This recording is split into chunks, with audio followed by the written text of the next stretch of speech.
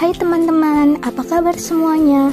Semoga kalian tetap baik-baik saja dan tetap semangat dalam menjalani kuliah online. Di sini kami akan membahas urgensi integrasi nasional.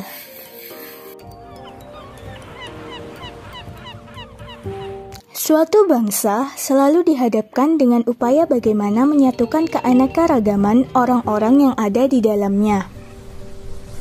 Di mana Indonesia itu sendiri terdiri dari 17.504 pulau, 1.340 suku dan budaya, 6 agama, 546 bahasa daerah, dan 180 tarian daerah. Lalu, apa sih integrasi nasional itu? Integrasi nasional adalah suatu upaya untuk mempersatukan atau menggabungkan berbagai perbedaan yang ada pada suatu negara, sehingga terciptanya keserasian dan keselarasan secara nasional. Lalu, apa saja sih jenis-jenis integrasi nasional itu? Jenis-jenis integrasi nasional ada 5. Yang pertama, integrasi bangsa, di mana integrasi bangsa menunjuk pada proses penyatuan berbagai kelompok budaya dan sosial dalam satu kesatuan wilayah dan dalam suatu pembentukan identitas nasional. Yang kedua, integrasi wilayah, di mana integrasi wilayah menunjuk pada masalah pembentukan wewenang kekuasaan nasional yang beranggotakan kelompok sosial budaya masyarakat tertentu. Yang ketiga, integrasi elit massa, di mana integrasi elit massa menunjuk pada masalah penghubungan antara pemerintah dengan yang diperintah. Keempat, integrasi nilai, di mana integrasi nilai yang menunjuk pada adanya konsensus terhadap nilai yang minimum yang diperlukan dalam memelihara tertib sosial. Dan yang kelima, integrasi tingkah laku. Integrasi tingkah laku menunjuk pada penciptaan tingkah laku yang terintegrasi dan yang diterima demi mencapai tujuan bersama. Dunia melihat Indonesia sebagai negara dengan integrasi yang baik karena bersatunya segala perbedaan tersebut dengan modal NKRI. Integrasi nasional sering mengalami ancaman dari segi sosial dan budaya, mulai dari isu suku dan ras, yang salah satu contohnya yaitu penangkapan beberapa mahasiswa Papua di Surabaya, sampai masalah pengelompokan dua agama yang membuat negara kita terpecah menjadi 2 golongan. Itu semua harus segera dihentikan.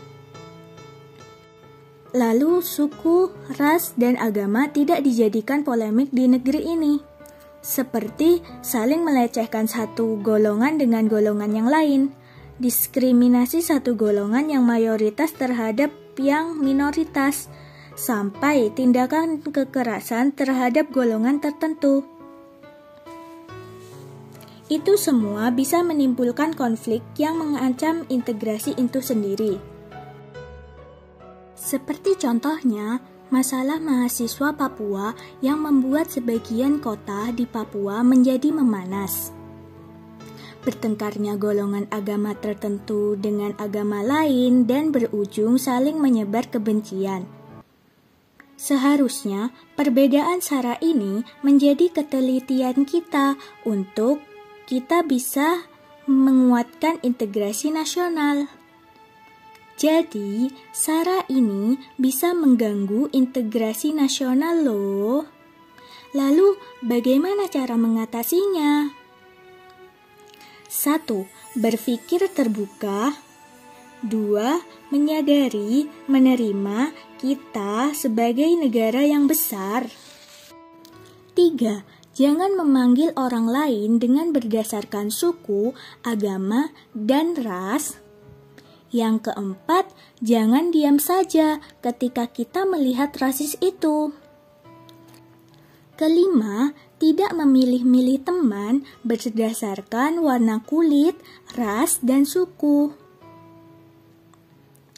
Maka dari itu, penting bagi kita sebagai masyarakat Indonesia untuk menjaga integrasi agar Indonesia menjadi negara yang akan keanekaragaman budaya dan suku. Jadikan perbedaan menjadi kekuatan negeri. Jadi, dari video ini kita sadar keberagaman harus kita syukuri agar saling memahami dan bekerja sama dalam membangun integrasi nasional, yaitu di Indonesia. Sebuah negara yang memiliki keberagaman suku dan budaya namun tetap satu jua.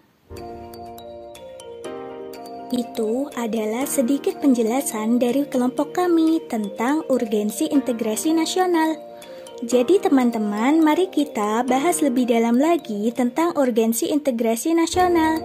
Jadi jangan sampai kelewatan pemaparan presentasi serta diskusi dari kelompok 2 ya. Semoga bermanfaat dan sampai jumpa di lain waktu.